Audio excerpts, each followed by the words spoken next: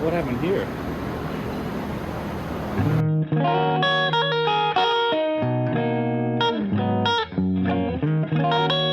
Hey guys, today we have a Peterbilt glider kit 386 that came with some issues.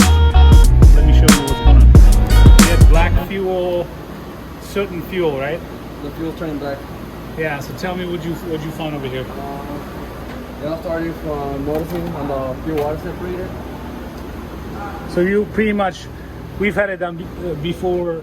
When you see black fuel, it's usually soot. There could be a different, there could be algae, but usually you're going to be able to see. The leaking injector. Yeah. Where the combustion gas is getting shot out back into the injector and out the return back into the fuel tanks. Okay. So we pull it out. You open it up and then pull it out. Got the injectors. And then that's when I realized. Oh yeah. So. This is a scoring on the injector rocker. Mm-hmm. And then this is the first one in here. You can kind of see it in there. Yeah. So the rockers were getting stuck, right? They're sticking and idling. I'll talk to the driver. And you know, idle will start like ticking. Mm-hmm. You'll rev it up and it'll go away, which is the cause of the rocker seating up in here. Yeah. So we're swapping everything, right? Injectors.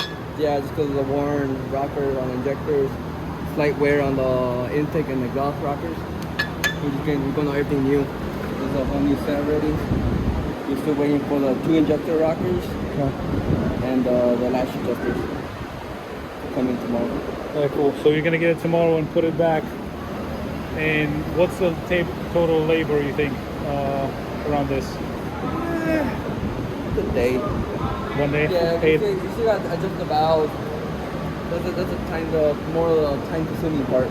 The valve lash adjustment. Okay, so 8-hour labor, and then do you know how much the whole set was?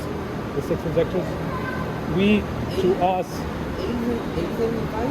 Yeah. So the Detroit parts are a lot cheaper because if it was Cummins, that would be a little more, right? So certain fuel we had, you can see it in the DAFCO filter. If you have it, I mean, you would see it in the tank too. Yeah. Right. They're actually full, so you can actually get my phone.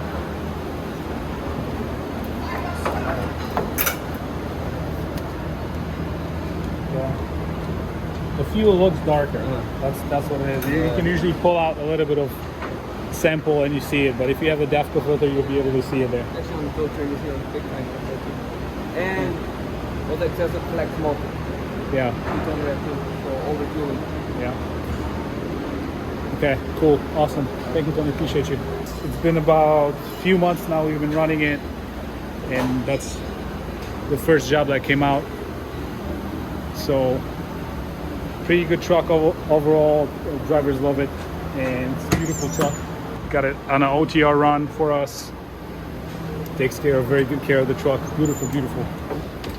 All right, so that's what you want to, if you see your fuel dark, check your injectors and